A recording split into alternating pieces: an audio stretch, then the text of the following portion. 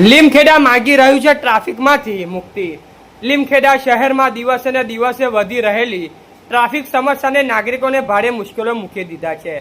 મુખ્ય માર્ગ પર સતત વાહનોની અવરજવર અને રેલવે ગણનારું સાંકડું હોવાના કારણે વારંવાર ટ્રાફિક જામની સ્થિતિ સર્જાઈ છે। પંચાયતની લઈને દિલ્હી સુધી શાસન વ્યવસ્થા હોવા છતાં લીમખેડાના નાગરિકો આજે પણ મૂળભૂત ટ્રાફિક સુવિધાઓમાંથી વંચિત હોવાનું જણાઈ રહ્યું છે।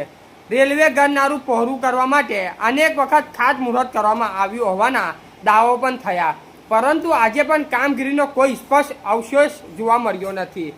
સ્થાનિક લોકોનું કહેવું છે કે ટ્રાફિક જામથી કારણે વિદ્યાર્થીઓ, વેપારીઓ, દર્દીઓ અને રોજિંદા મુસાફરો ભારે હાલાકી ભોગવી પડે છે।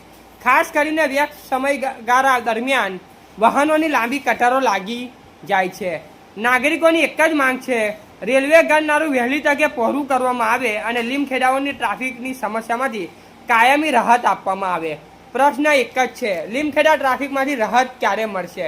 રિપોર્ટર પિન્ટુભાઈ કટારા। સમાચાર જોવા માટે ગુજરાત ડિવિઝન ન્યૂઝ ચેનલને like, share, subscribe, bell icon press button દબાવવાનું ના ભૂલશો। ધન્યવાદ।